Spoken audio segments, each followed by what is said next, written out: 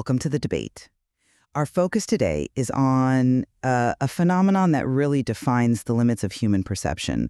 What happens when someone has a break from consensus reality, psychosis? Specifically, we're looking at the clinical distinction between a delusion and a hallucination.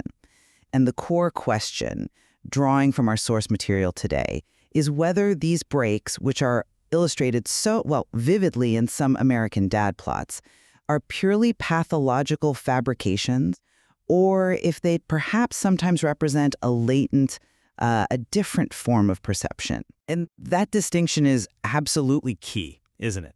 That's really where our core disagreement lies. I mean, psychosis generally involves these two main features. You have false perceptions, hallucinations, and then these fixed false beliefs, which we call delusions. So the debate for us is, well, does the mind just fabricate this shadow world reality entirely internally? Is it just a self-imposed kind of prison? Or is it possible that let's say, the intensity of the break actually allows access to deeper, maybe filtered out contextual information? Right. And my central contention remains that Stan Smith's experiences in these episodes are, frankly, textbook instances of pathological, self-confining delusion and sensory fabrication.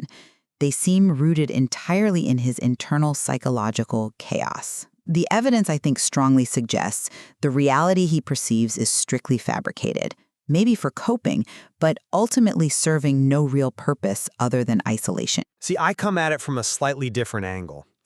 While yes, the clinical markers are clearly present, I think the content and maybe even the efficacy of these experiences suggests Stan's mind is, perhaps by necessity, perceiving a wider reality. A reality that our sober, functional state usually has to exclude. And this idea, well, it aligns pretty strongly with certain philosophical and even biological theories that view consciousness more like a filter or a kind of reducing valve. Well, let's look at the examples. Stan's episodes give us, I think, very clear case studies for defining these fixed false beliefs. Take the Stanferatu plot. Stan holds this absolute conviction that Stanferatu is a great guy who always got my back, right? This is despite all the empirical evidence that the creature is stealing his peas. He's parsimonious, predatory. That fixed, unshakable conviction, the one that's totally impervious to rational counter-evidence, that is the definition of a delusion. Okay, I absolutely acknowledge the clinical definitions, I do. But focusing only on the diagnosis, I worry it misses maybe the profound psychological function these figures serve. I mean, the specific choice of Stanferatu, this grotesque, rat-like creature clearly mimicking Count Orlok from Nosferatu, that feels critical. It doesn't seem arbitrary. It feels like it reflects genuine, chilling emotional turmoil that's being externalized, projected onto this kind of shadow figure. Nosferatu itself is such a powerful archetype, of the terrifying, intrusive shadow that appears in dreams. Stan's delusion, in a way, forces him to confront this really grotesque reality he's carrying. Okay, but what about the sensory component? Let's switch to the Nighthawks hideaway plot. There, the break seems to begin with what we'd call an idea of reference, this belief that a non-existent TV show is broadcasting specifically just for him and maybe a few other special, lonely people. And it escalates pretty quickly to a full-blown visual hallucination. Stan seeing Tuttle inside the TV while his entire family just sees static. That's a false perception, pure and simple. It's sensory fabrication. The hallucination, yes, it's undeniable. But look at how it feeds a cognitive end. I think the really key detail in Nighthawks Hideaway is the shared reality aspect. Stan finds a co-conspirator, right? Another lonely nutjob, as the show puts it, who actually validates the show's existence. And that co-conspirator even says explicitly, we're the same now, two men obsessed, and then it's like I'm looking in a mirror. Now, this doesn't feel like purely internal chaos to me. It suggests a kind of mutable, shared psychological space, a mirror world that validates this latent, highly focused obsession he has. That temporary social reality, it gives the delusion a powerful, structure. But where does that structure lead? It leads only to confinement, doesn't it? Stan is supposedly seeking real fun to escape his emotional burdens, like Francine being missing. But his destination is this quest based on a fixed false reality, a show that, by all accounts, only exists for him and these few others. This just confirms what you might call the tantalizing illusion of escape. He ends up trapped in a self-imposed prison. It reminds me a bit of, the psychological confinement described in studies of isolation, maybe like the Firewatch paradox, where seeking freedom or vastness actually leads to tighter self-imposed limitations and will ultimately delusion. That's a compelling point about confinement, I grant you that. But let's circle back to the Stanferatu plot for a moment, because we have to examine the efficacy of this shadow world. If this is purely pathological fabrication, completely internal, then why does the grotesque delusion seem to yield real-world results? I mean, Stanferatu actually locates Francine. How? By calling Rush Limbaugh, based on information apparently derived from Stan's dreams. That's a tangible outcome.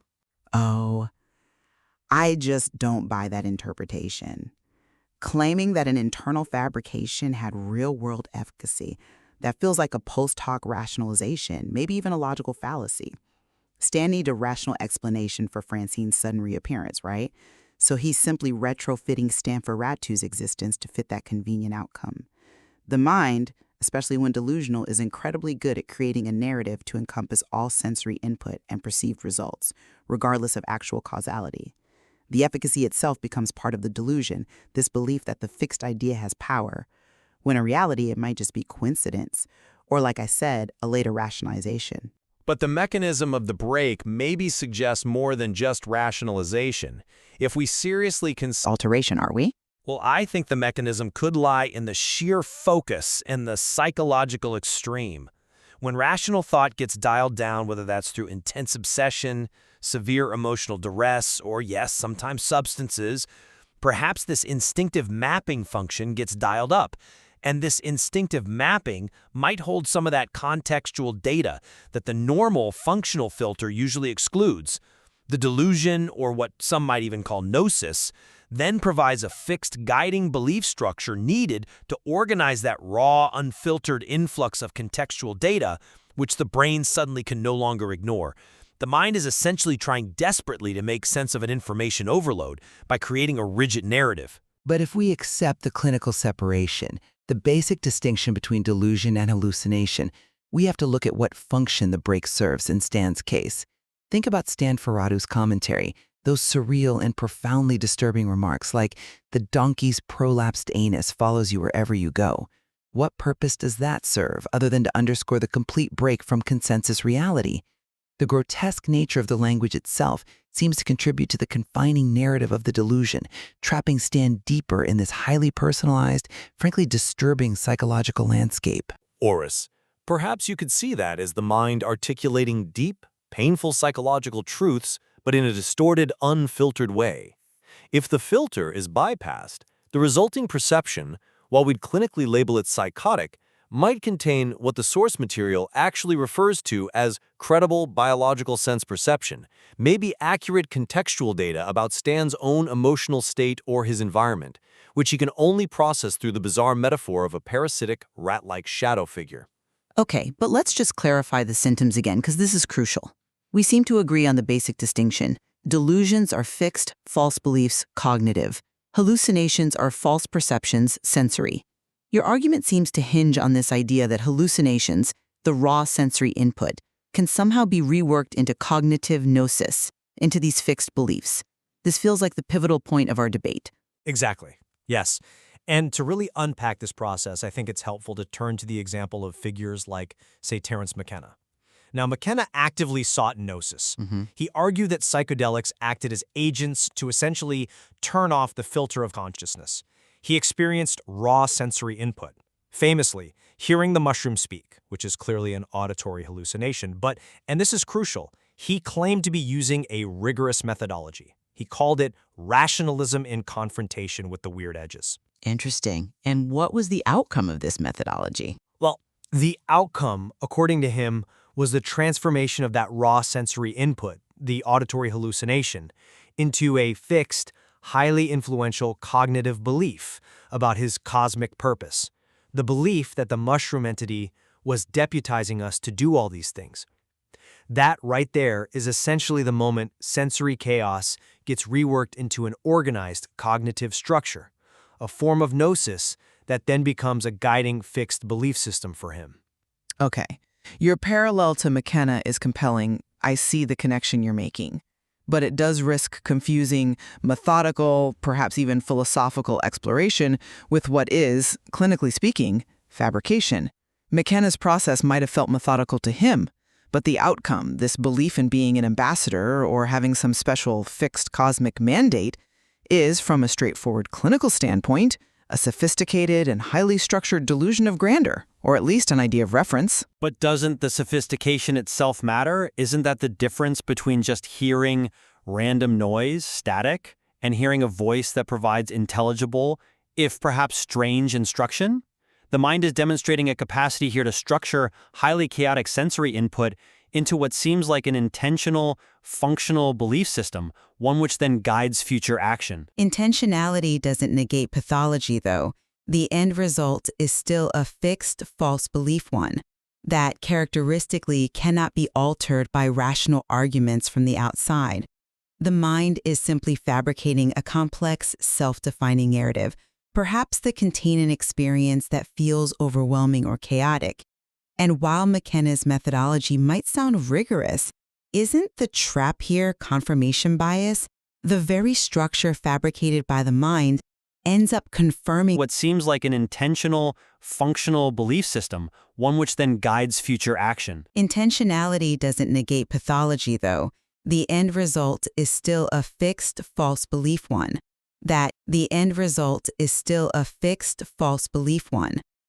characteristically cannot be altered by rational arguments from the outside.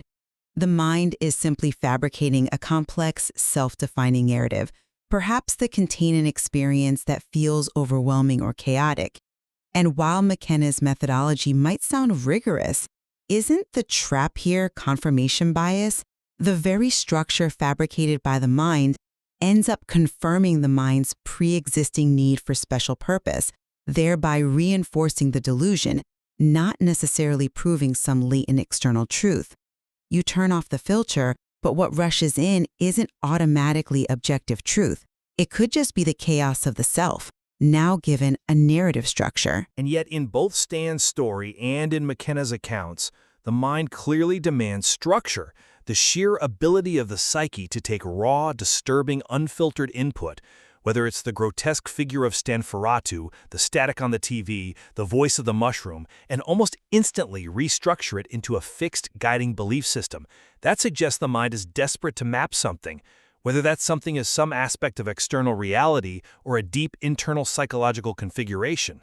The map itself feels necessary for psychic survival, doesn't it? Ultimately, I think, regardless of the source or the sophistication of the narrative it constructs, Stan's fixation on the grotesque Stanferatu and the vanishing nighthawks hideaway powerfully demonstrates that retreating into an alternate reality, whether we call it delusional or hallucinatory, leads pretty directly to mental isolation and confinement. The real danger lies when that fixed narrative completely overpowers external, consensus reality, rendering the subject, dysfunctional in the shared world. I'll certainly agree that the consequence is often confinement, and dysfunction is a serious outcome. But the source material, I think, forces us to confront the source of the content. Could the very intensity of Stan's break allow his mind to articulate, perhaps in a distorted, symbolic way, deep psychological truths, or maybe even vital contextual information, that latent content that the brain's necessary reducing valve usually has to exclude just for the sake of functional survival day-to-day? The shadow world might be both a prison and a kind of distorted mirror. It certainly forces us to constantly renegotiate the line between the subjective reality we all inevitably construct and the objective shared reality that demands our participation for society to function. Exactly. And the blurring of that line, especially between grotesque delusion and these oddly shared perceptual disturbances like in nighthawks, it really encourages us to keep examining that complex relationship. Maybe the content of the madness, as it were, often tells us more than the simple diagnosis ever could.